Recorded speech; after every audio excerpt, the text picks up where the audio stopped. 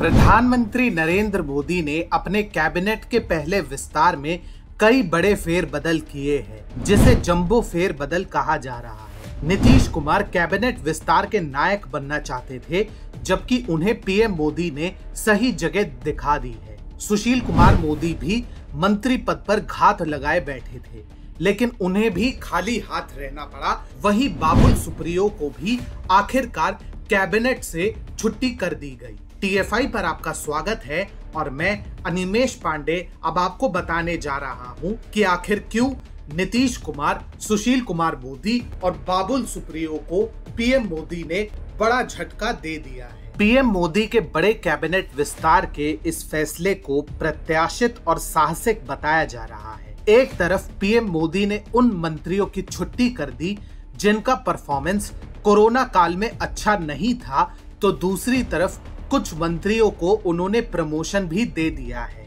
जिन मंत्रियों की छुट्टी की गई उनमें से एक नाम बाबुल सुप्रियो का भी है। इतना ही नहीं, पीएम मोदी ने एक शख्स को कैबिनेट में जगह ही नहीं दी है, जिनकी संभावनाएं काफी अधिक थी। ये नाम है बिहार के पूर्व डिप्टी सीएम और राज्यसभा सांसद सुशील कुमार मोदी का। वहीं मोदी कैबिनेट में बीजेपी नेताओं के अलावा गठबंधन के साथियों को भी शामिल किया गया है, लेकिन नियम से अधिक की चाह रखने वाले बिहार के मुख्यमंत्री नीतीश कुमार की पार्टी से केवल एक नेता आरसीपी सिंह को ही कैबिनेट मंत्री का पद दिया गया है। पीएम मोदी के नए मंत्रिमंडल का आज विस्तार हो गया है। महत्वपूर्ण बात यह है कि 12 मंत्रियों का इस्तीफा भी लिया गया है, जो कि उनके कामकाज के आधार पर सही भी है। इन निकाले गए मंत्रियों में से एक नाम बाबुल सुप्रियो का भी है, जो कि हाल ही में हुए बंगाल के विधानसभा चुनाव में बुरी तरह हारे थे। बाबुल सुप्रियो एक ऐसे नेता है जिन्होंने 2014 के बाद से मोदी सरकार का बंगाल में प्रतिनिधित्व करने का मौका लिया था। इसके बावजूद बंगाल की राजनीति में उनका ट्रैक रिकॉर्ड काफी खराब रहा था। बाबुल सुप्रियो बंगाल में कुछ भी ऐसा नहीं कर पाए जो पीएम मोदी को प्रभावित करे।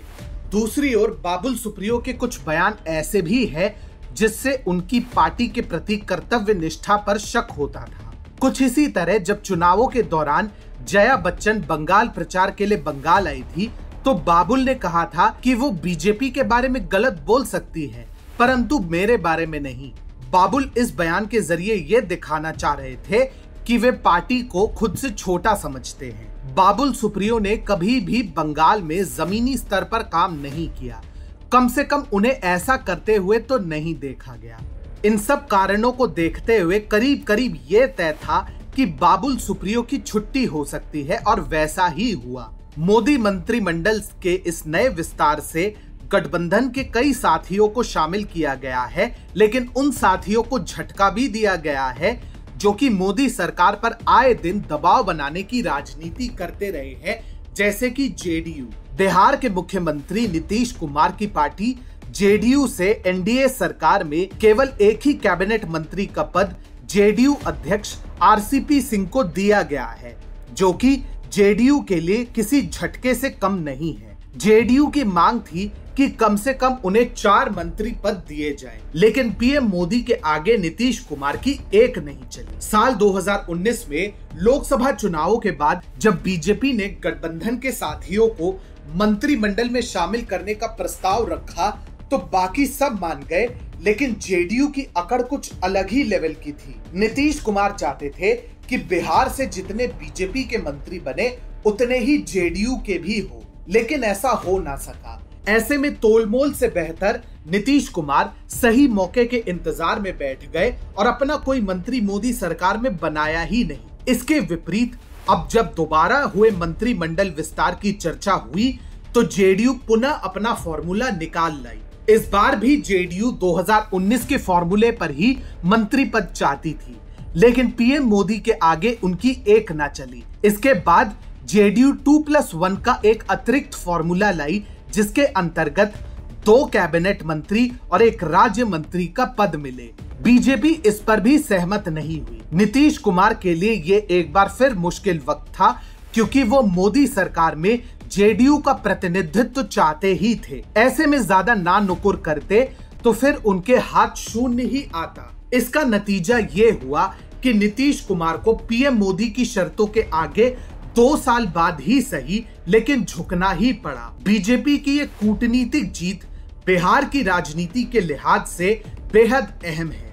बिहार की राजनीति से बीजेपी ने एक और बड़ा बदलाव किया है जिस पर पहले किसी का ध्यान नहीं गया। पीएम मोदी ने बिहार के पूर्व डिप्टी सीएम और नीतीश के खास माने जाने वाले बीजेपी नेता सुशील कुमार मोदी को भी अपने कैबिनेट से दूर रखा है। डिप्टी सीएम की कुर्सी जाने के बाद ये माना जा रहा था कि सुशील कुमार मोदी को राज्यसभा भेजा गया है तो उन्हें पीएम मोदी की कैबिनेट में शामिल किया जाएगा, लेकिन ऐसा कुछ भी नहीं हुआ। सुशील मोदी भले ही भाजपा के नेता हैं, लेकिन उनका रुख हमेशा ही जेडीयू की तरफ नरम रहा है। ये भी कहा जाता है कि अगर नीतीश के डिप्टी सीएम सुशील मोदी ना होते तो शायद आज बीजेपी का ही कोई मुख्यमंत्री बिहार में शासन कर रहा होता। सुशील मोदी के लिए यहाँ तक कहा जाता है कि वो बिहार में बीजेपी के प्रतिनिधि के तौर पर नहीं बल्कि नीतीश के सिपा सलार के तौर पर काम करते हैं।